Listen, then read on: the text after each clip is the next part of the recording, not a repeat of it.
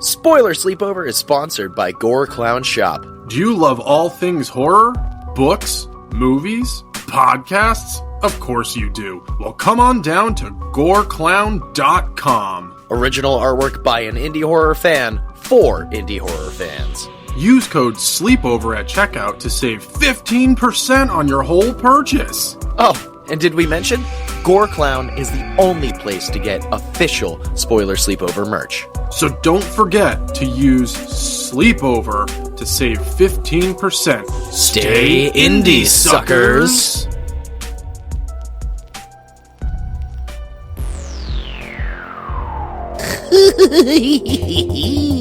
Welcome, ladies, gents, and our non-binary friends to Spoiler Sleepover, Season 3, the Season of Suffering.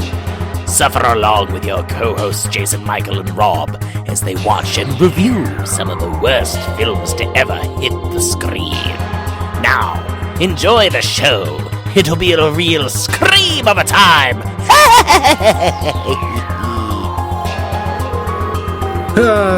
Welcome back, ladies, gents, and our non-binary friends, and happy V-Day.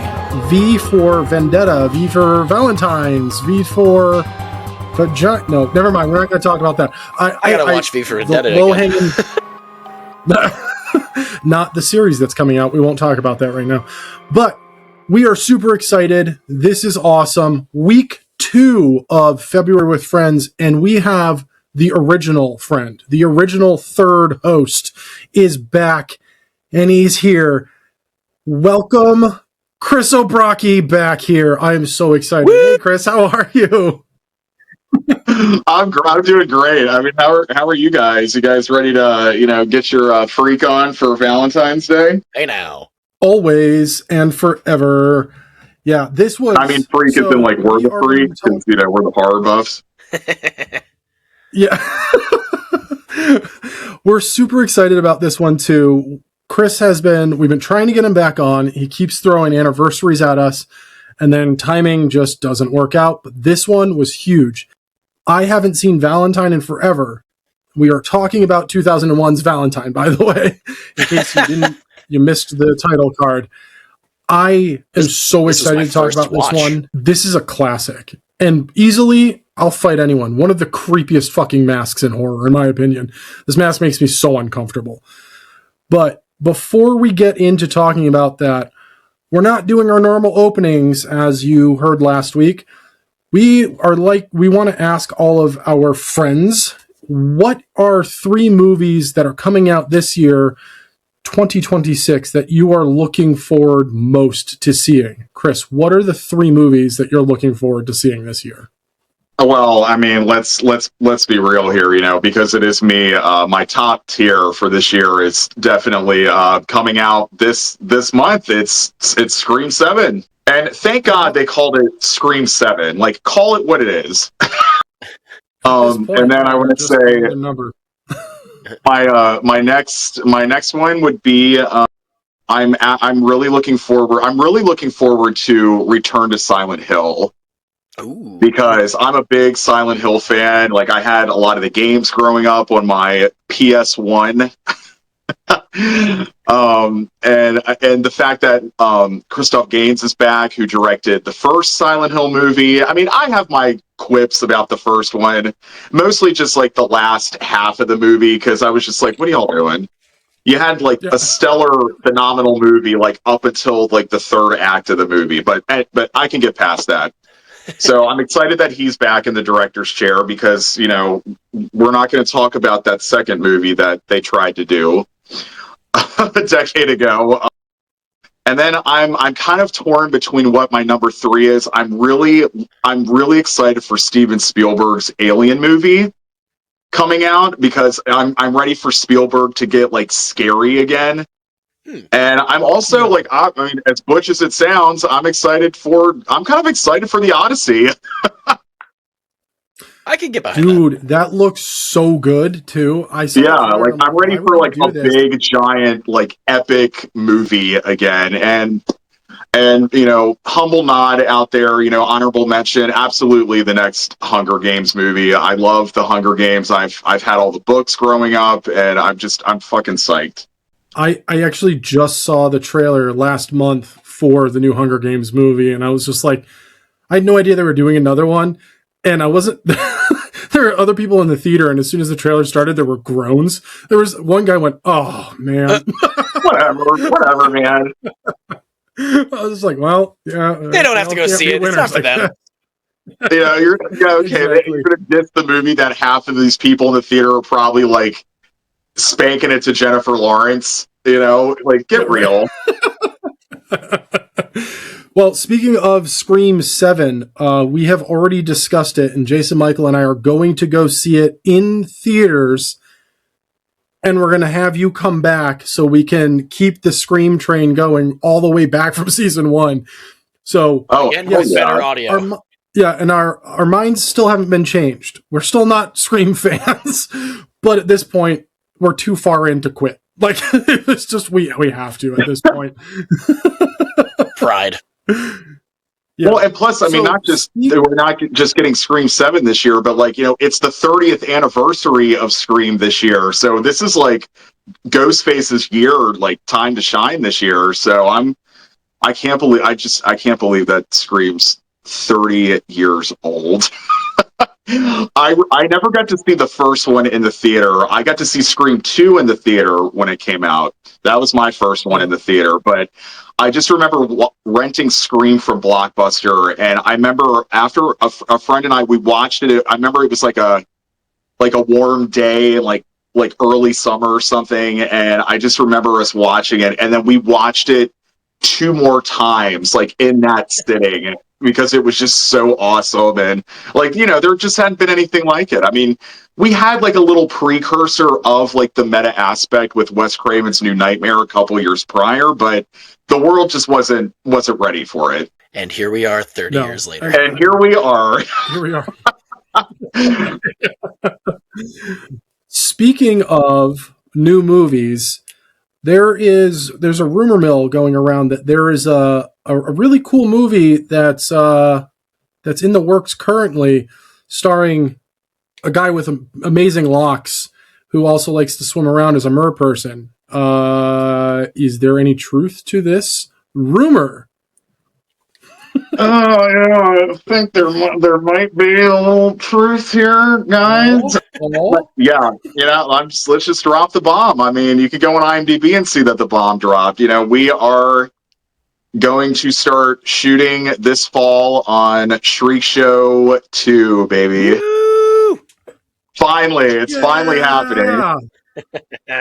So we are we are bringing the ring that, you all asked for it, people in the horror community that really enjoyed Shriek Show, and it's kind of got a little, here we are like 4, almost 5 years later, and now it's got a little fan base now, and that's all you can ask for as an indie actor and everything, that people just take to your character. But they wanted more Ringmaster. Well, you guys are we're gonna bring him back, and this time he's coming to your neighborhood. Ruh-roh. So we're taking him out of the woods. That's all I can really say about it. We're taking him out of the woods, and we're bringing him to a nice, quiet, unsuspecting suburban town during their Halloween fair. Hell yeah. And some new characters, unfortunately, cross his path. And let's just say it doesn't stop when they leave the fair. I'm here for it. I'm so excited. I was saying this on when I was recently back on the NC-17 podcast, and I was telling them that I'm celebrating my 20th anniversary this year in the film business. So, and out of all the roles and projects I've worked on, I've never been so excited, or ecstatic, the word to say, to step back into a role again as I am this character. Because the first Shriek Show, that was just the tip of the iceberg. We've only seen a tiny little scotch of who this guy is, or what's beyond that makeup, what's beyond those freaky yellow eyes. Well, you're gonna see a lot more of his true form in this next one. So that's all I'm gonna say. Ooh. That's exciting. Secrets. Amazing.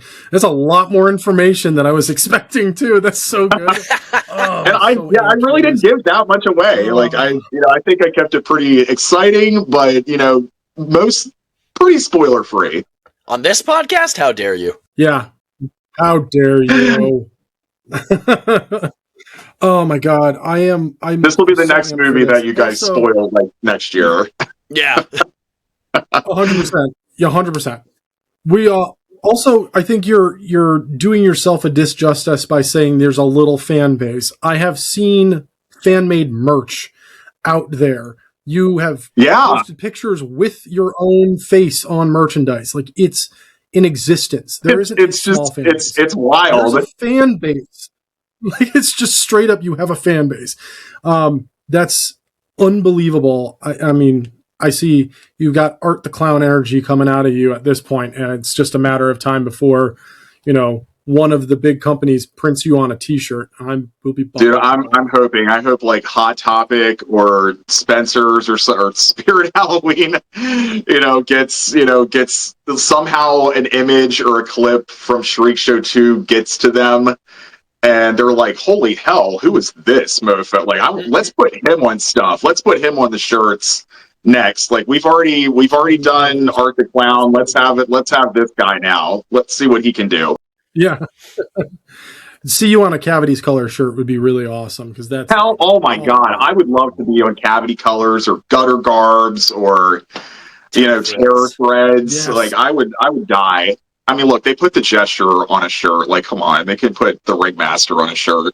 Yeah, and no offense to the second Gesture movie, but it was not the first movie. That first movie I haven't seen it. The second movie was a bit of a snooze fest, but I like your look though, even though it's a little Ringmaster, even though we came out with our movie first. But that's just goes without saying. Yeah. Yeah, it's on Screambox right now, so if you're looking for it, that's where you can find it. A bit underwhelming, to say the least. Well, thank you for the input for Shriek Show 2. We're excited, beyond excited. And for those of you who have not seen Shriek Show, the first one yet, fucking what are you waiting for? Do it. It is streaming where exactly right now? Still on Tubi, right? We got it on, you guys. It's on Tubi, Plex, Prime. It's not on Screenbox, unfortunately, but maybe the second one will be. So, but I mean, it's pretty much on most streaming services. I want to say probably like 90% of them. So, by the time we release the second one, it'll be 5 years. So you've had 5 years. You will have had 5 years to watch the first movie. You have no excuse. I will say it was kind of cool. Yeah, Krakoon has popped up in my Prime, suggested, and I clicked on it and I was like, why do I know that? I see your face in your page. I was like, that's why. I didn't even know I was like the thumbnail when you click on it and everything until my best friend, we were talking on the phone one night. He was like, "Oh, by the way," and I went on. I was like, "Wait, what?" And then I went on Prime and I saw it and I just cackled. Like, it was funny. We got Denny's Grill just smirking on it right there. It's really cool that we have you here, first off, so thank you very much for joining us. But I'm starting to see you more out in the wild now. There's a clip that I sent Rob of a lot of Terrifier things I tap and I like. There's a video of you and David Howard Thornton line dancing or something like that. Oh my god, where did you see that? That just popped up on Instagram. I was like, wait a minute. Holy fucking shit, that's Chris. And I was like, Rob. So that was that was in 2020. Damn. That was literally like 2 months before COVID hit, and we were both at I think it was like Rock Pop Horror event and everything, and yeah, they started playing the Cupid Shuffle, and ironically, that's when we shot our scenes with Beverly Randolph, Felissa, and Tuesday Night. So, and then the next day was the New Year's Eve event thing. So also Felissa Rose is a lovely, lovely person, and she is crazy and she will get you drunk. Oh, she will get you drunk and not feel I bad can see about that it. energy from her. And we were all at that event, and I was just, that was the first time David and I had met, because David and I, like, we had been like Facebook friends for like a few years, like not long after the first Terrifier came out, like definitely well before they shot 2. And but that was our first time meeting, and it was it was funny because he was at his table and I was in the ringmaster makeup because I was doing like photo ops and stuff with people. And I walk over to him and he just stops and he leans back and he's like, "Chris," he said, it is finally time, my brother. And he gets up and hugs me and everything. And then, yeah, we danced it out. I can't believe you saw that clip. I'm gonna have to. I have never I'll seen send it it. to you, and we'll also You've got to post it send on the that to me. social so everybody else can see it as well. Wow, see, you know what? That you got to spread it around. Be like, look, Art the Clown and the Ringmaster, Damien, hamming it up. Damien, crossover. Come Yeah, on. right? Ooh, Let me get at least like 2 more movies then with the Ringmaster, and then we'll do that. There you go. If they don't Because kill off hopefully Art if in Shriek- 4, If Shriek Show 2 does really good, I mean, you guys got to help make it do good. And, there might be a 3 in there because we do have ideas for a 3. But that can only happen if you guys help 2 blow up. you heard him, suckers. You heard me. Yep. All right, let's get back to this because I could talk about Shriek Show all day, and that's not what we're here for. We're here to talk about Valentine. We're a big fan of tangents. We live off of tangents, and the suckers have asked for more, so that's what we've been doing. We just do a ton of tangents because they asked for it. That's probably why I've been on here for so long, because I just talk so much.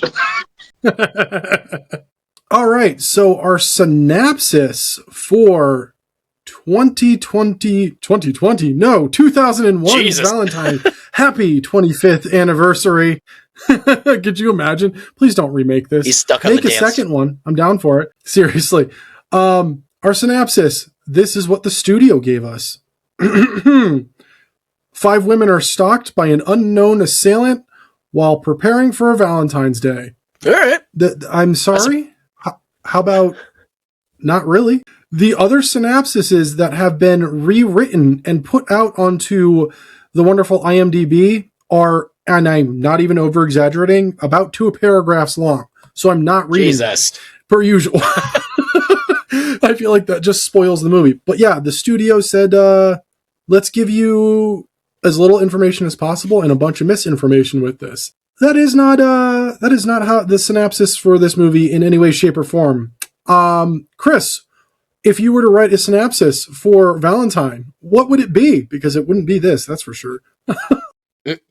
God, I would write. Okay, let me think here. So I would write. How many girls was it? 4, 5. 5. It's 5 of them. I would write five friends that 5 friends find themselves unexpectedly being hunted down by a masked cherub killer on Valentine's Day, but they soon find out that he knows their past. I mean, that sounds like a pretty generic 2000s. They deserve it. Slasher synopsis. I mean, this is a generic 2000 slasher, though. And that's the glorious part of it. We don't get movies like this. I do. We don't get these movies anymore. And these are beautiful films. So we get this amazing opening. I love this opening. Every time I hit play on this movie, I'm just like, this is unfucking hinged. Jeremy, for the dweeb that he is, has no chill and nothing but game going for him, even though his game sucks. And he fails. Right now, he just went for it. Like, he went up to like all the little preteen hottie girls that in that school. It was just like, do you want to dance? Do you want to dance? Do you want to dance? Like, boy had ball before they dropped. A lot more confidence than I ever did. Yeah, he knew what he wanted. He ends up making out with, oh no, what do they call the Dorothy? It was Dorothy. Horrible. No, that's her name, Dorothy. I remember her name, but her nickname, they call her like Tank or something like that. I was like, yo, I think it was like Hippo or something. Buffalo. Yeah, it was Hippo. Buffalo, that's what it was. I was like, yo, you can't just be walking around calling people buffalo just because they're big. Like, that's horrible. So it's so fucked up. Brutal back then. It's brutal now, but like, yeah. None of these characters, unfortunately, if this is the way they started off, they didn't get much better. No, they did not learn that much. I don't feel bad for any of them. Yeah, well, I feel bad for Dickbag's ex-girlfriend, even though she's being a bit of a bitch. She definitely did not deserve to be fucking murked. She did nothing wrong.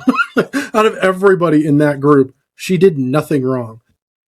Other than being like, that's my man, that's also my necklace, I would like that back, and then steals a watch and then gets killed in a shower. Like, she had a great Heidi Burris is the actress. She's underrated. She's an underrated gem, I will say, because everything that I've seen her in, she just delivers 110 every time. And I'm going to put one of her movies on my March lineup, because you all know I do like my monthly lineups themed to whatever time of the year that is. So I'm thinking for March, I'm going to add this year Cabin by the Lake, another early 2000 underrated gem.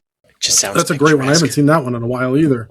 Yeah, it's a pretty cool concept. So, I mean, from this point, we we meet the gamut of people. We meet Kate on a very weird date, and I rhymed that intentionally because we meet Jason, and Jason is not this Jason. Lame. Nope. This dude. No. Well, this Jason rejects that Jason from the rest of the Jasons. You shut your mouth. Yeah, I literally wrote, my note for this was Jason is lame. That's all I wrote because I was like, this guy is a fucking weirdo. Right, who talks in like third person as well. Like, Jason likes your dress. Yeah. Jason thinks you have great boobs. We from one Jason and the rest of the Jasons, we reject this Jason. We want nothing to do with him. It also doesn't help that his initials are JM, and so is Jason Michael, and I hate it more. Did not help my case here in this movie. We then meet Paige, Denise Richards in her prime, if you will. I feel like she's never left her prime. She's still doing things, and every time I see her, I'm like, age already, Jesus Christ! But like, she's a vampire. She's like Paul Rudd. Yeah, it's Hollywood. Yeah, well, Paul Rudd's a real vampire. There's no fucking getting around that. I just saw an interview with him that was done like a month ago, and I'm like, dude, get old. Like, now, do it. Get a gray. It just doesn't. Yeah, I'm old. I'm older. No, I'm younger than him, and I'm already gray. It's wild. Paul Rudd, just have your knees click once. Oh my god, that'd be awesome. Somebody put mics in his pants, so every time he moves, we can hear what pops. That didn't sound right. No, it didn't. But I'm here for it. Whatever. Yeah, it's the month of love. All bets are off. Oh man. So Denise and Kate are on they're going for a speed date, I guess is the best way to put it. Denise is forcing Kate to do thusly, even though she's on. I also said Kate was on that date. Kate was not on that date. But anyway, he just keeps rhyming. Kate's got a bit of an issue with Adam, her pseudo ex-boyfriend. Yeah, he's an alcoholic. Hi, one of us. I recovered though, so way to go, Adam. Way to. No, he just never recovered from leaving Buffy. No, he never did. But that's okay. We have Buffy coming back, so we'll get to we do. him resurrected. Yeah, I'm excited. Oh, David Boreanaz. He's a good-looking guy though, and I don't think he's really aged either. No, I tell you, everybody from the WB just has not aged, and it's crazy. And you know what? And I like that though, because it keeps me feeling young. Yeah, and it keeps me feeling like I'm still there and everything. And I mean, I think I saw they just did the Golden Globes, and Alicia Silverstone was there looking insanely magnificent in this red dress, and she's another vampire. It's like everybody from the 90s is a vampire. Like, it's just Yeah. I'd subscribe to that theory. Yeah. I'm here for it. I'm from the 80s, but yeah. That You're an works. older vampire. Am I a vampire? Yeah, I was actually told, somebody said that I looked like I was in my late 20s the other day. I said, that's really nice. And then I dressed up to go to an event, and I dressed like nice.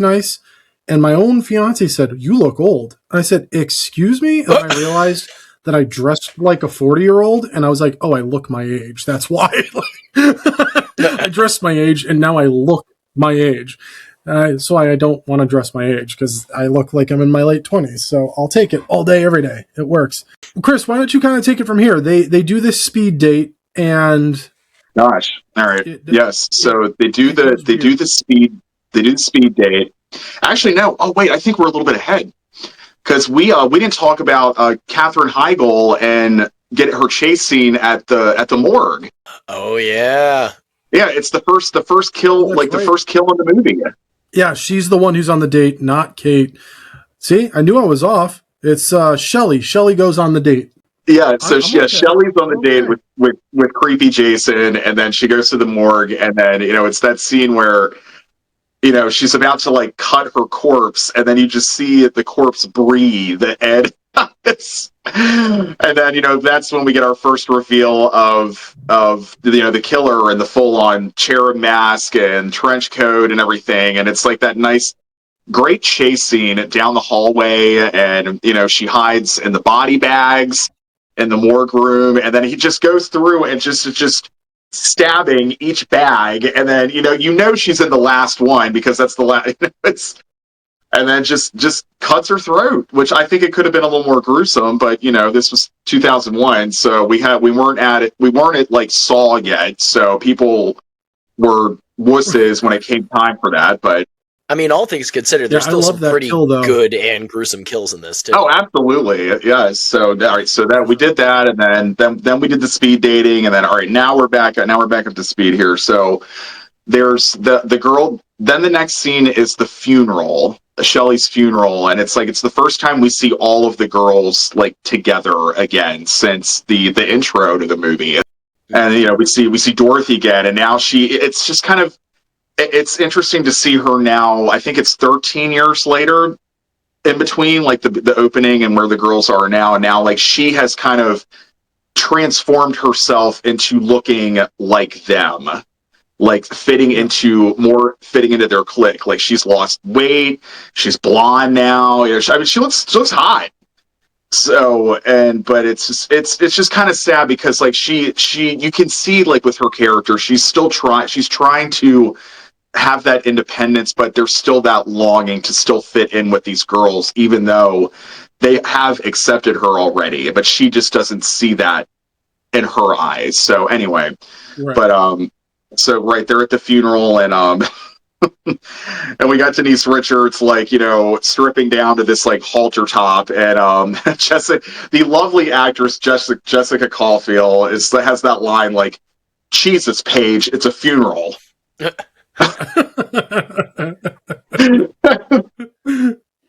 That one cracks me up. That's a good one. Yeah, I think out of everybody, I feel the least bad for Paige, especially when that kill comes. Yeah. Like, she does not care about anything else in this movie, and then when it finally happens, you're like, yes. And what's interesting about Paige's character is it's just like she knows she's a knockout. She knows how to work her body and she's flirtatious as hell, but she's not a hoe. Like she keeps her feet planted, and she knows what she's after, but she's very selective about it. So I kind of give kudos to her. Yeah, especially with the speed dating prick. Yeah. Oh, you want me to wax it? And I saw the candle. I was like, yes, good. Do it. I never said wax it after this movie, by the way. I was just like, absolutely not. Nope. The best part of that, besides him getting his comeuppance, was the fact that she left the door open. Like, good. Yeah. Good. Yeah. You're tied to the bed. You can't see shit. Your dick's in pain. Door open. Everybody can see you. her moment of going into the hot tub is so out of nowhere. Because, like, they're literally like, all right, let's leave. And then there's a hard cut. And then she's just like, hot tub time alone. You're like, the fuck happened to leaving? Like, you're just chilling. And then they cut back to her. And they're like, where is she? Oh, she's probably in the hot tub. She does that. She always like, went to the, yeah. Oh, Always been something hot. I mean, you know what? I get it. Like, because that would probably be me at that party. I'd be like, all right, I'm done. I'm getting there. Oh, there's a hot tub. That's where I'm going. Are there people there? No? Sweet. And I would have done exactly what she did. I would have grabbed that bottle of champagne. I'm like, I'm not going down there empty-handed. If I'm taking a date, it's going to be this bottle. yeah. If there's a body of water, no matter how small it is, Chris is going to find his way into it. I mean, that's Well, yeah, right, exactly. I watched you put on a fin in a pool in a hotel, for fuck's sake. You have. I was like, You have seen me. You have seen me tail up. That is. That's like being invited into my, like, slipping into my DMs. It was a really cool. I wish I had had the balls to try it on. I don't think I would have fit in any of your tails, but Yeah, they're pretty. The fabric ones are pretty stretchy, so I think you would have been fine. Well, you know what? Next time you come to, if you come to Creature Feature, I'll bring a tail. Well, suckers, stay tuned. There's something potentially in the works. So hopefully, hopefully, fingers crossed. We'll see. Timing wise, maybe it'll be both of us. Maybe it'll just be me. Who knows? But yeah. So really, from this point, I mean, this movie goes. There are so many hard cuts from one character to the next character. Like, this is truly 2000s at its peak. Like, the closest comparison movie that I can give this, and I put them side by side a lot, is I Know What You Did Last Summer. More specifically, I Still Know What You Did Last Summer. Because the second movie, they add so many more characters that they're like, all right, now back to this new guy. All right, now back to the old crew. Now to this other person. Now to this person. You're just like, Jesus fucking Christ. Can we sit with somebody for longer than 2 seconds? This movie does a lot of the very same stuff, which is, I mean, we were at a point still in 2001 where, especially horror movies, like specifically horror movies, didn't really run 2 hours or longer. Mm-hmm. So, I mean, they do now. Now it's like it's normal, right? Yeah, but you know, there may have been 1,000 plot points that were written that could have been, if they made it now, we would have seen it all. But instead, they were like, all right, we got to cut this out, cut that out, cut this out, cut that out. For example, Kate's creepy neighbor. Like, there was clearly more written about that guy, and yet we never find out anything about him, and it's a bit of a bummer, to be completely honest, because he rhymes. You look great. Thanks, Gary. Awesome. You're scary, Gary. Yeah, scary Gary. He had a great death, though.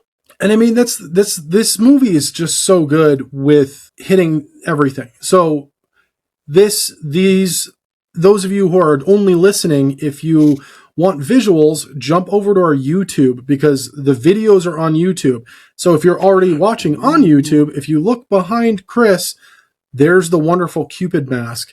That thing is horrifying. It is one of the pause the movie at the title card. Actually, this is the trailer pause behind me. Nice. No Roku City. No Roku City. It's all right. Well, here I'll just bring it in frame here. See here. Ooh, he's got the knife too. This mask makes me like legitimately uncomfortable. Yeah, I don't. Oh, it's got the blood on the nose too. Yeah. That's great. Oh, that's fucking awesome. Rob has put it into his Etsy cart right now. Yeah, right. Yeah, this guy, gosh, I can't think of the name, the artist right off the top of my head, but he did a phenomenal job. And like, you can even see it, even has the scratches on the cheeks. Damn. And everything. Is it like rubber or hard plastic, silicone? It's latex. A very thick latex. Like, this thing, like, I could set this like off of the stand here, and it will just keep its shape perfectly. Hell yeah. So, That's a wow. good mask right there. yeah, it's like the best one I've seen out there. And I'm just, by just sheer luck, I found it on Etsy, like at such a short notice. Like I got it about a month ago, and he shipped it really fast too. You said it was from the UK Holy too? crap. Yeah, it's from the UK. I'll send you guys the link once we're done. So if anybody wants Yes, to buy one and help his business out, you know, he can pop it up there. Link in the description. Yeah. Yes. We'll plug him. That mask makes me legitimately uncomfortable. I don't know why. Good. I think it's the dead Think eye. about it when you're going to bed. Like I try not to. I watched it during the day. I rewatched it during the day because I was like, this will give me enough time to get this out of my head. Yeah. It didn't work. So really, I mean, from this point forward, I think just touching on each character and their story, maybe we can do a better job than they did with editing. So Dorothy's story, Dorothy did great for herself, raised in a very rich family with a shitbag stepmom, I think is the best way to put that. She is still in her own way. It is, yeah, like I was the best saying. way to put it. She's in her own way with still thinking of herself, which we hear her even say towards the end of the movie. She still looks at herself as the fat girl and doesn't find herself worthy of like anything other than what's quick and in front of her, which ends her up in being used by this terrible fucking scam artist who, out of everyone in this movie, is the one person who 100% gets what he has coming to him. And that's the one dude I was just like, fucking finally, Jesus. Well, even like at the end, like when, you know, after like all the craziness is subsided and everything, even Kate, when they think it's Dorothy that's the killer, and even Kate even says like you know, I just don't understand. Like we were her friends and we loved her. Like, and they did accept her. They never said anything about her weight, like at all. Like they liked her, and she just couldn't. Yeah. She just couldn't accept it. I mean, that's sad. It really shows. I mean, we are our own worst enemies. Like, no one can say anything to us that'll cut us down worse than we'll cut ourselves down. She's the one character I relate with in this movie. Like, I've been in her shoes.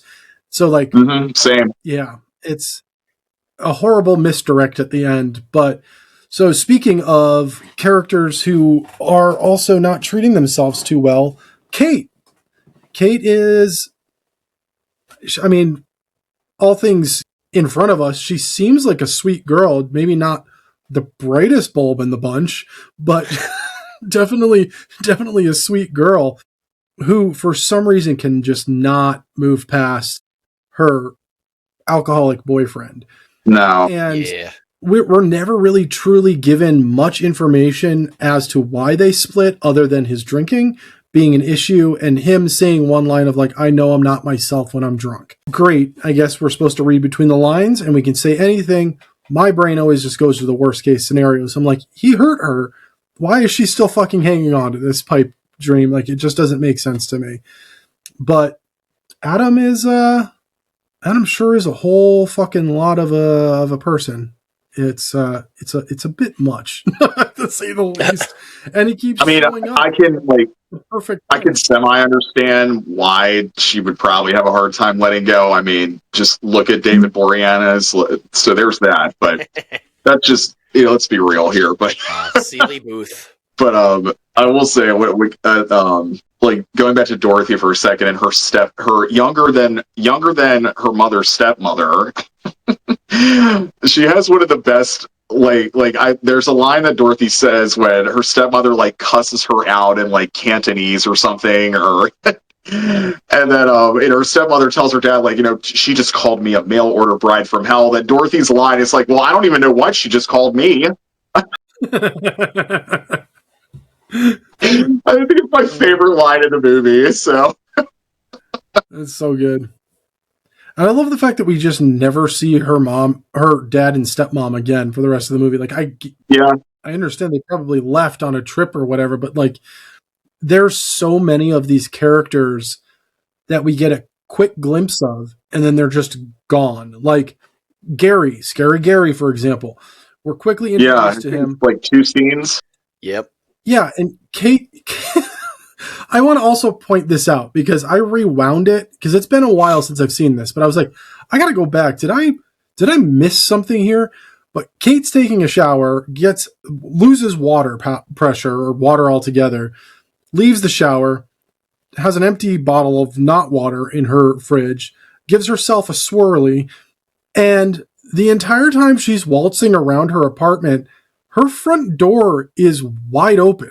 Like, she just walks through the door to be like, hello? And she's just in the hallway. I'm like, I don't think Gary's the scary one there. You're just inviting people to a free fucking show. You're doing this to yourself. Yeah. Like, and then later, when we see Scary Gary, he's presumably trying on her panties before the killer kills him. And I was like, what the fuck? The killer just walks in like, you deserve this. What are you doing? Yeah. Don't touch them. This is fucking weird. Well, the weirder part is he kills Gary in her apartment. Then we get a hard cut to Kate in the apartment and Paige just showing up, and you're like, how much time has passed? Is there blood? Did the fuck happened? Like, we don't touch on certain things in this movie. There are these moments where I'm like, there's a plot hole here. There's an issue. Did Kate leave her door open and then just not go into her bedroom? Did she not notice because she leaves her door open all the time?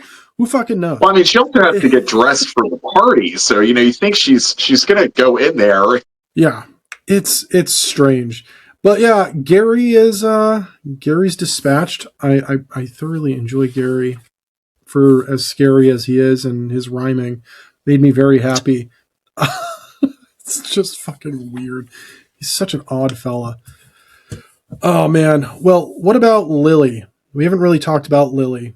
Yeah, we haven't gotten to Lily. I mean, I think Lily was just a fun character. I mean, she's the one that pretty much said what everybody was thinking all the time. And like I said, Jessica Caulfield, great actress, funny, fun range. And she's just, you can't help but not look at her every time she's in a movie because she just delivers every time. And she's great. She's fantastic. I personally think she was the best kill for me in this movie. I don't know why, but I really, really liked it.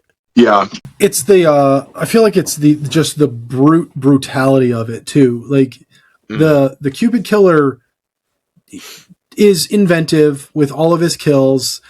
This is the one where it was just like, this is the moment. This is the only moment I have. I'm going to utilize exactly what's in front of me, which happened to be a giant glass window for a shower and a giant piece of glass just sticking out. And I love a good under the chin stab. That's why I'm currently working my way through The Walking Dead in its entirety. And there are so many under the chin stabs in this show that I'm just like, more. And I get so many. It's like, oh, there's just something about it's so soft under there. That sounded really fucking, now I sound like Scary Gary. Way to go, Rob. Way to fucking scare half the audience away. I don't want to touch under my chin anymore. Doesn't feel safe. But, no. And then Detective Vaughn. This guy. Oh, Jesus Christ. At first, I thought I was like, all right, you know what? He's a decent cop. And then very quickly it went, ooh, no, you're weird. You're real weird. Yeah. Please remove your hand from my thigh. Where would you like me to put it? How about up your ass? That's my favorite line in this movie. Everybody said the same thing before she even got the chance. It was like, you could shove it up your ass. Hey, there we go. I wish I would have been in the theater when old enough to go see that when it came out. I bet like everybody cheered when she said that. Yeah, right. It's just so good. Well, I mean, we have a few other characters. Ruthie is fucking great. Max, the guy who appears, disappears, then reappears to just stare uncomfortably at Kate's chest. This dude's a fucking weirdo and puts on by far one of the weirdest art gallery. Art? Yeah, thank you. Yes, Did cool Max fingers. that looked like Art shows. Jesus. Yeah, exactly. he's a bit strange, man. Yeah, Just no a bueno. bit. No bueno. Yeah. So, I mean, at this point, okay. Something we have not been mentioning this entire time is that our Cupid killer, every time the killer kills somebody, their right nostril bleeds. I had to figure that out. I was like, is it right Yes. nostril or left nostril? Right. Right nostril. No, right Look at nostril. I bloody had to nose. lie to Yeah, right nostril. So, yeah, I pointed at my right nostril with my left hand just to throw people off. You But bastard. it's a tell, right? I don't quite understand, other than the tell at the end of the movie, what the purpose of the bloody nose is. Is there a significance to it? In the beginning of the movie, Jeremy's nose bled after he was, embarrassed and not neglected, but shot down by all of these girls. And then he was stripped down by the bullies and his nose started bleeding and chased out of there. So at this point, we're all like, oh shit, it's Jeremy. But we don't see adult Jeremy. So at this point, it could be anybody. And Jeremy Melton, JM, again, not boding well for Jason Michael. And then there's Jason the creepy dude from the beginning. Yeah. Because they would have said yes, unless he was also this creepy. Jason Marquette. That was his name. Marquette. Yes. Marquette. So we're all like, is he just using a different JM? And then the coolest fucking Valentine's cards I've ever seen. Yes. Like the pull tabs, and it's just like, knife at your throat. It's like fuck. Also, man, I need Trick or Treat Studios to recreate them and mass produce those. Oh, those would be awesome. I wish I got those Valentine's cards as a kid, not the roses are red, violets are blue. Here, I got a candy for you. It's like, no, right. That is cheesy shit. Yeah, please. But yeah, his nose was bleeding, so we knew it was him. And then, I'm gonna be completely honest. Again, first time watching it, I knew it wasn't Dorothy, but that was still a really good plot twist at the end, where it's like, oh, this is nice, blood drip. No shit. I enjoyed it. Yeah. It was like, I felt like, early 2000s movie I haven't seen, here for it. So full-blown spoiler for the end of the movie is everyone's dead except for Kate and Dorothy and Adam. And Adam's been super duper creepy and keeps reappearing, chasing Kate around Dorothy's McMansion the entire time after the Valentine's Day dance. And so she's pretty much drawn the conclusion, as we have, that he is the Valentine's Day killer, until the killer actually shows up and the two of them tumble down the stairs together, Kate and the killer, and the killer then gets up, which then Adam quickly busts a cap in the killer's ass. I think like 3 to 4 shots, actually. It was pretty fucking intense. I was like, Jesus. And Kate then quickly goes over and takes the mask off, showing us that it's Dorothy. And as Chris had already stated, there's the whole, like, I don't understand it. We liked her. Like, we thought she was a friend, all of this stuff. And Kate looks at Adam as Adam is holding her so gingerly, and she says, I love you. And he says, I've always loved you. And I was like, ha, ha, ha, stranger danger. And then we get a close-up of Kate's face, and a drop of blood lands on her cheek. We get a pan up to Adam's face, and his nose is bleeding. Roll credits. It's a great ending. And that is 2001's Valentine. It is a wild ride. No conclusion, like no positive close to the movie in any way, shape, or form. I love this. I also love Denise Richards' kill. I think it's Paige's kill. I think it's just, it's over the top and inventive in such a fucking strange way that anything could have happened. The killer could have turned the heat all the way up and let her boil in her own and become soup. But could have put the bubbles on full blast and shoot around in it. That would have been awesome. That would have been like fucking waterboarding with bubbles. But a driller killer style shows up with this giant fucking drill and just starts drilling holes in there. I love it because I love Driller Killer. I don't give a fuck what anyone says. That movie's amazing. He nicks her arm, which I think is great, and she starts bleeding. And then he's like, "Wait a second, because you gotta have that red filling up the water. Mm-hmm. You just gotta do that. But I've told Rob that I talk to my has movies. a moment of realization and like holds it up and looks at it, then looks down and just unlatches the thing and just throws the electric drill into the water. I was just like, it was like it. All of these kills were so just in the moment. I brought something for 2 kills. Everything else, I'm utilizing what's around me at this moment. Well, and if you notice that, like in the intro of the movie when they're all at middle school, everything that each of the girls says to Jeremy foreshadows them as adults, like, and what happens to them. So you have Paige say, "I would rather be boiled alive," Oh, and Lily I'll have to says, watch it again. Yeah, so Lily's response to him in the beginning is just like, "Ew," and she's the one that eats the maggots. Mm-hmm.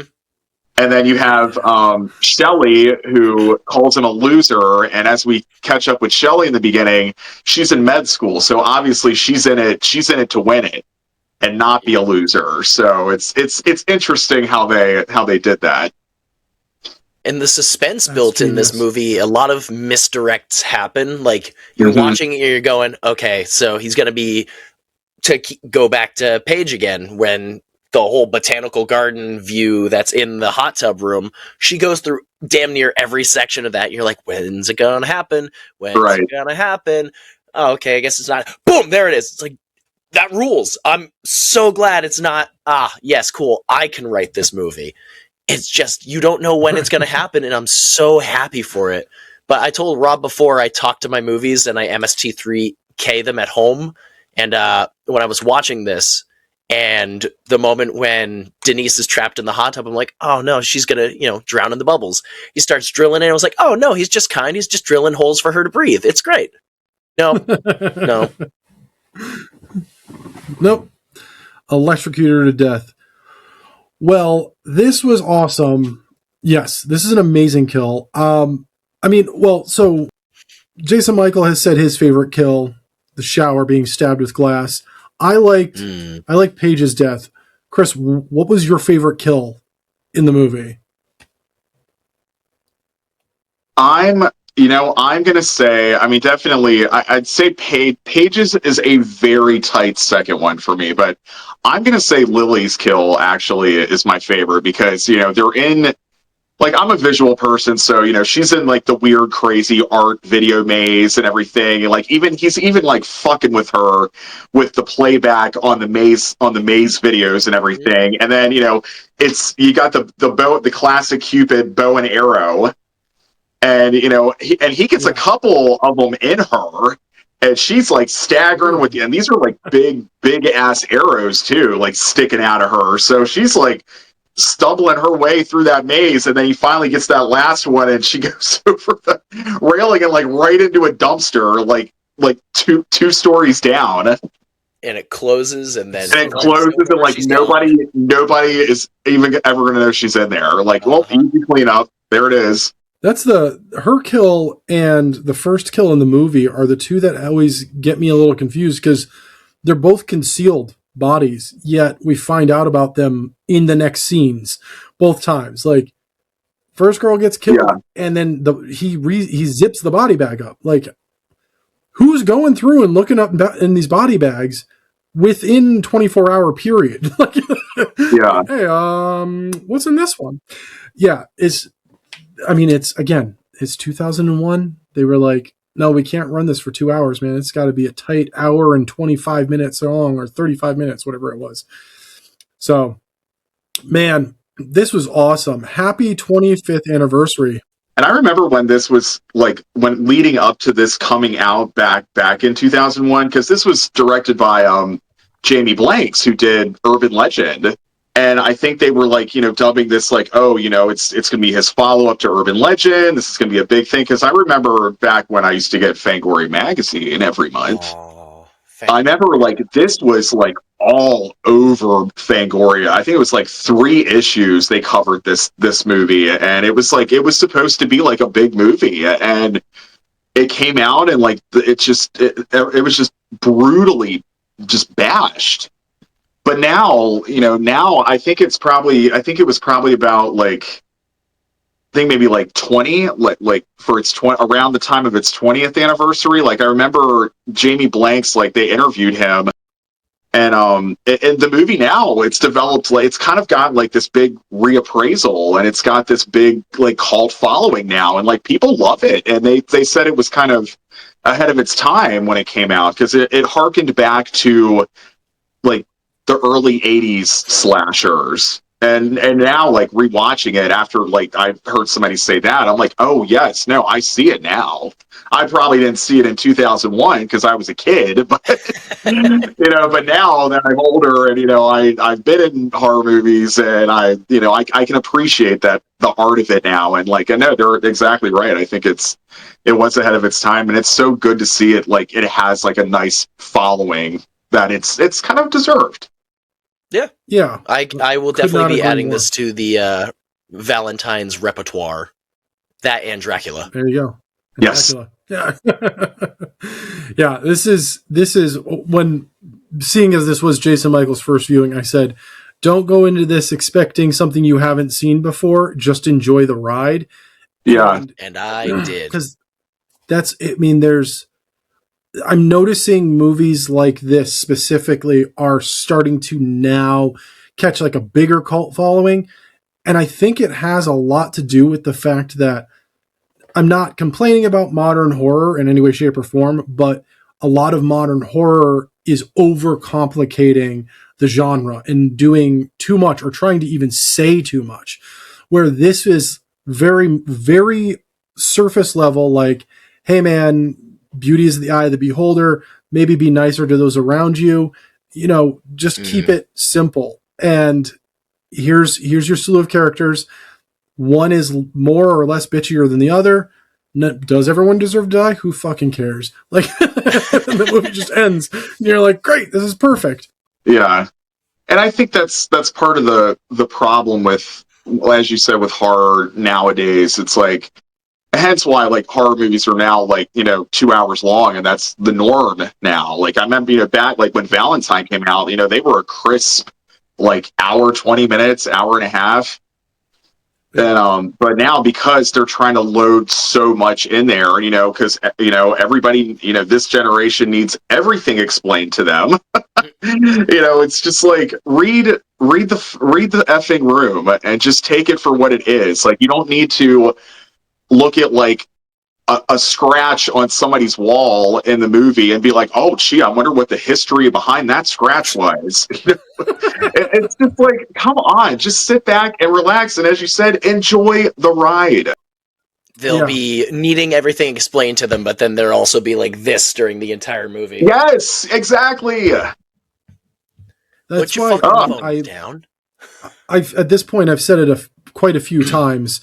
But if you have not seen Primate yet, go see Primate. That movie's runtime, including credits, is an hour and 29 minutes long. And you get so much character development in that time and some of the most brutal violence I've seen since Terrifier 3. Like I went to a sneak preview of it, and oh my god, I loved every bit of that movie. And also the score for that movie, 10 out of 10. Like it's such a throwback to John Carpenter and Alan Howarth. Like that like I immediately, when I first heard that score, I thought of Christine and Prince of Darkness. Yep. It sounds like we've got another episode in the bag with Chris too. If for those of you who are not subscribed to our Patreon, please consider subscribing to our Patreon. But for those of you who are, and last month heard my Movie Spew Monday about Primate, you actually heard me say, wow, this movie is like, it's a chimp doing his best Michael Myers like even like there's moments of like scream in there. It's a killer movie with a fucking chimp. Yeah. It's insane. It's so fucking good. It's And Cujo I with a can't chip. wait- Yeah. I literally hope that this one gets. I don't even think Vinegar Syndrome would touch this, but Criterion. I want the best steelbook with all the special features because Yeah. it's all practical, and that's another thing. It's all fucking practical, which is just wild. We need more. Yeah. Oh my God. I remember when I first saw the trailer for this, and I remember like there's like a line in the trailer, like when one of the girls is like, "Did something bite him?" And then as soon as she said that, I remember I was in the theater. I can't remember what I was watching, but I remember I was in the theater and I clapped really loud. I was like, "He's got rabies." Because Cujo is one of my favorite movies of all time. And it's just, we don't have movies like that anymore. Cujo's a great movie. So, why Wallace was not nominated for an Oscar for that movie is just beyond me. Like, they completely missed the mark there because she's phenomenal in that movie. Like, her best role ever. For sure. Yep. Yeah, I do also feel like we are getting back to like an era where certain directors and writers are wanting to harken back to the old day of horror and like simplifying things because we are still getting some of them. The downside is they aren't getting the theater play, and that's really upsetting. Like Shelby Oaks was unbelievable, just over an hour and 30 minutes long, hit every mark perfectly, perfect character development. It was scary as fuck. Like everything about it was great. I mean, and then we have this 28 years later where they're like 2 movies to give us a 6-hour story. Great movies, don't get me wrong, but still, like Jesus fucking Christ. Yeah, like thank you for coming back. I'm a huge fan of 28 Days Later. Like it's in my top 5 favorite zombie movies ever. And I love the sequel too, Weeks Later. I think that's super underrated and I really enjoyed the new one, but I'm like, I don't need a new trilogy. It's like, stop making everything a freaking trilogy. Looking at you, strangers. Yeah, exactly. Stop. Because by the time we get to the 3rd movie, it's ass. Yeah. Chris, I feel like you've been in our walls because we've been talking about this both on mic and off mic for the past couple weeks. I mean, as I just said, I'm hoping Shriek Show we get 3 of them, but yeah, but it doesn't need to be a reboot/remake trilogy. No, like when I found out that they were doing a new trilogy of The Strangers, but then they were basically remaking the first movie. I'm like, first of all, the first movie is not that old. Like the interest for it was 2008. So it's not even 20 years old yet, and it's just the interest is still there. People still love it. I still fucking love it. I think it's great. It's still freaking me out. I want to watch it. and then you had like Pray at Night, super underrated sequel. That whole pool scene, my God, unbelievable. But now it's kind of like now you're seeing like this new trilogy, and it's plain as day. Like now people are sick of this. Like people are sick of this trilogy trend now because everybody bitched about the first one, and then now the second one that came and went out of the theater like a fart in the wind, and then this third one, and nobody's excited for this third one. So it's just like, why don't you pay attention here, movie makers? This is not what we want. I waited till Chapter 1 was streaming and I watched it, and then when Chapter 2 came out, there was nothing else playing, and I was like, well, I guess I'll go see it. And so I went and saw it, and I was like, well, that was a waste of time. And the worst, the hospital part, that was cool, but that was it. Once they leave the hospital, like that's it. I mean, and it's literally they Halloween 2'd it. They're like, hey, do you remember this movie? I'm like, yeah, I remember the good version, like the one. Yeah, watch Halloween 2. You'll have a way better time, and it all makes sense. I mean, it's been out for a while at this point, so I will spoil it. I did think it was completely out of left field, but really badass was the wild boar. I was like, why? This is fucking intense. And it's so ridiculous, but I was just like, all right, I'm here for it at this point. None of this makes sense. I was just like, there's a giant wild boar who thirsts for people's blood. I was like, all right. Yeah. Ooh. Speaking of Halloween too, that's turning 45 this year. Holy shit. So we got some big anniversaries this We have year. a lot of anniversaries. But to keep us on par with this one, before we do wrap up, of course, we have to talk about two final things. One, we have to crown a bloody legend. And Chris, I feel like we can hand this off to you, a bloody legend for Valentine. So an actor, character, director, score. What is the best part about this movie that you think deserves to be crowned bloody legend of the week? Bloody legend. Oh my gosh. Oh wow, I have the whole movie. I'm gonna say, I'm trying not to be like artsy about it. Whatever you want to do, man. You know what? I'm gonna go with. You know what? I'm gonna give Bloody Legend to. I'm gonna give it to Paige's hot tub kill. Because it's just like we have not really had a hot tub kill like really ever, and you know they did it justice. Like it visually the cinematography was great on it. Mm-hmm. It's like you wanted her to get it, but at the same time you didn't want her to get it. And it's just, you know, and even like you said, it's just like, Jeremy looking at the drill, it's like, oh, well, okay then. So yeah, I'm gonna give the hot tub kill to for Bloody Legend. Absolutely. And of course, now we have to rank the movie. So on a scale of 1 to 10 bloody nose Cupid cherub killers, Chris, what would you give Valentine from 2001? On a scale of 1 to 10, you know what? I'm gonna say, especially now that it does have such a huge following and this nice reevaluation. You know, I'm gonna say maybe I'm gonna give it a 6. Like it's not like one of the best slashers to come out of the post Scream era, but goddamn, is it a fun one? It's simple. It's right to the point. It's got that classic vibe. So I'll give it like a. You know what? I'll give it a 7. Hey, there we go. Yeah, I'll bump it up 1. Excellent. Rob, what about you?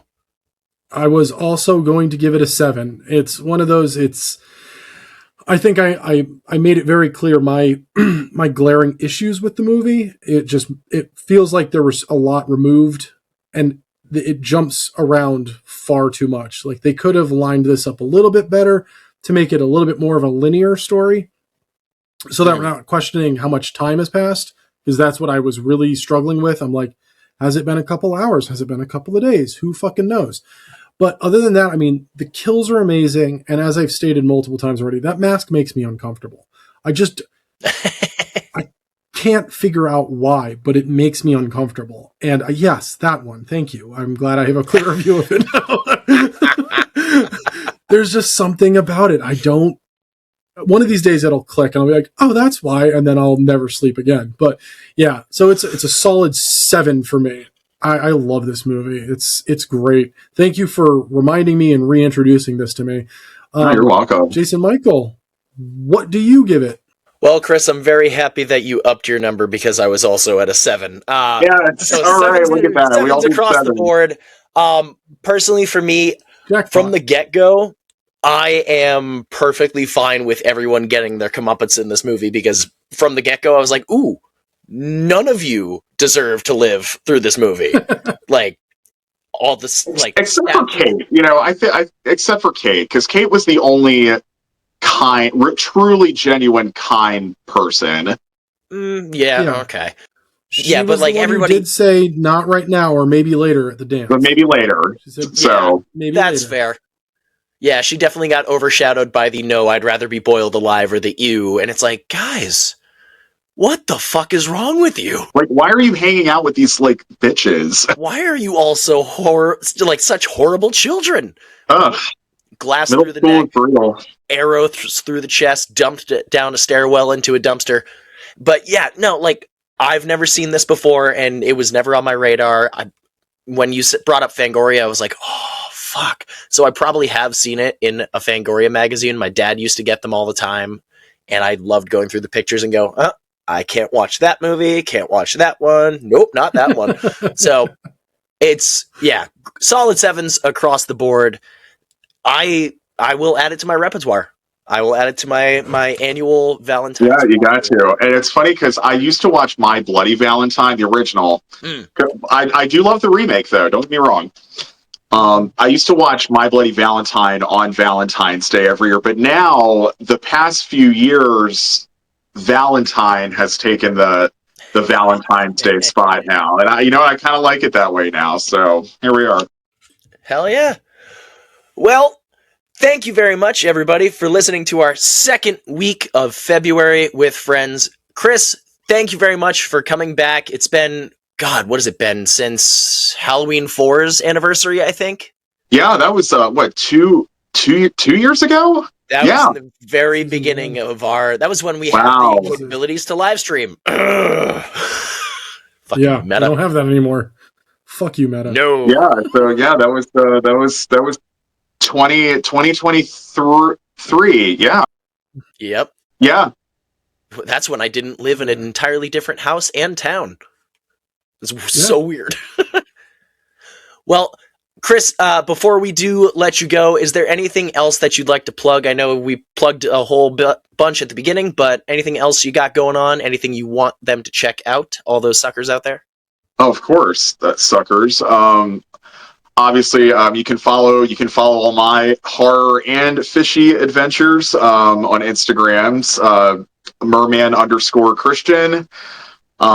Make sure that you guys are in the Facebook group for Fuzzy Monkey Films and Shriek Show, because we're going to be starting to post updates, leading up to the production of Shriek Show 2, which is going to start this fall. So, we have a lot of work to do, but just watch Shriek Show on Tubi. Like, let's get the streaming services back up for it, because I really want when this second movie comes out next year, because it'll be 5 years since the first movie by the time we release it, and I want this to be like a true event. I think the Ringmaster's got a lot of potential behind him, and I'm so excited to bring him back and really show you guys like the monster that he really is. And we didn't really get to see that much of it in the first movie, so we're kind of like Evil Dead 2ing it with this next one. It's like we're kind of gonna. You saw both our eyebrows go up.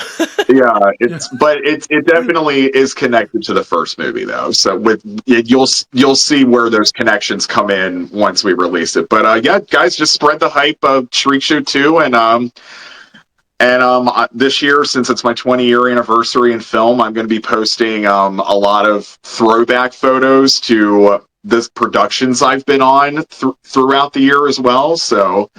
Yeah, I just thank everybody for following me all these years and taking interest and helping the Ringmaster become, a kind of a fun character that people are starting to notice now. So yeah. Hell yeah! Congratulations on 20 years, by the way. Oh my God, it's crazy. Yes. 20 years since I filmed Step Up. Wow. So again, go follow Christian, merman_Christian, and definitely go watch Shriek Show if you haven't. Watch Crackoon, watch everything else in his filmography. Is it filmography? Yes. Yep. Yeah, that's the word. You got it. English escapes me sometimes. And of course, definitely go follow us on our Instagram, our new Instagram, Spoiler Sleepover Gaming, which you can also go check out our Twitch, twitch.tv/Spoiler Sleepover. And if you're feeling oh so gracious, head over to Patreon, where you can get more content similar to this. That is patreon.com/Spoiler Sleepover Podcast. And of course, if you're watching this over on our YouTube, don't forget to subscribe. And we want to see you guys watch Valentine this month. So when you watch it, tag all three of us while you're watching it. Absolutely. Yes. Did you enjoy how we're all in matching red, folks? Look at it. Oh, hang on. I got something. Hang on. Oh, there we go. All right. Yes. Those are good. I knew it was in there somewhere. All right. How did that feel while you were sitting? Pitch, but it's okay. Well, thank you again, Chris. it means the world to have you back on the show. I know Absolutely. It's great. It is great to be back. Third host. My face hurts because I've had so much fun. Well, until next week, Rob, who do we have joining us for our third week of February with Friends?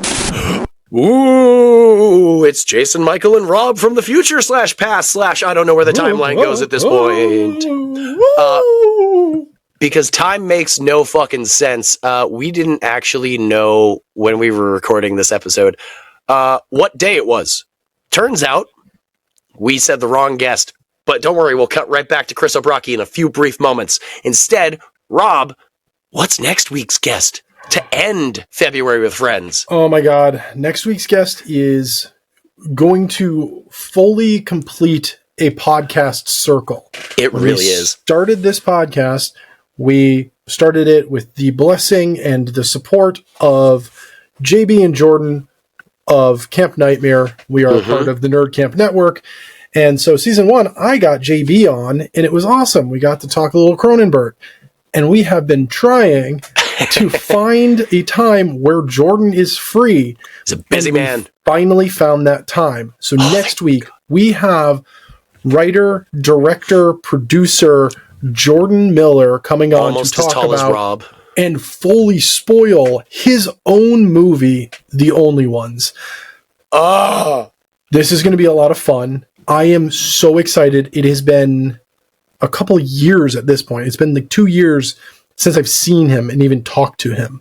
So I'm excited. I've missed him.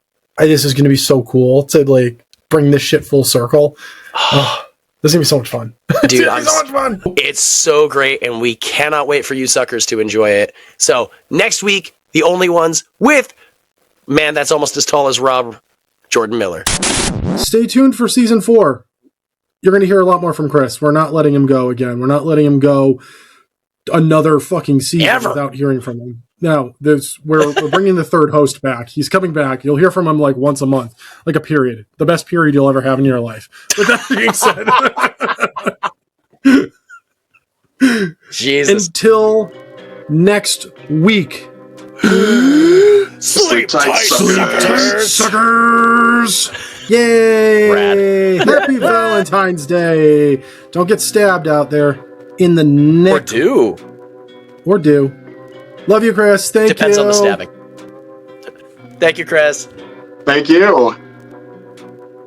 Thank you for listening to this week's episode of Spoiler Sleepover, but the fun won't stop there. Go follow us on Instagram, Facebook, Threads, TikTok, and if you have any episode ideas, please send them our way at spoilersleepover@gmail.com. That'd be really fantastic of you. So, until next week, sleep tight, suckers!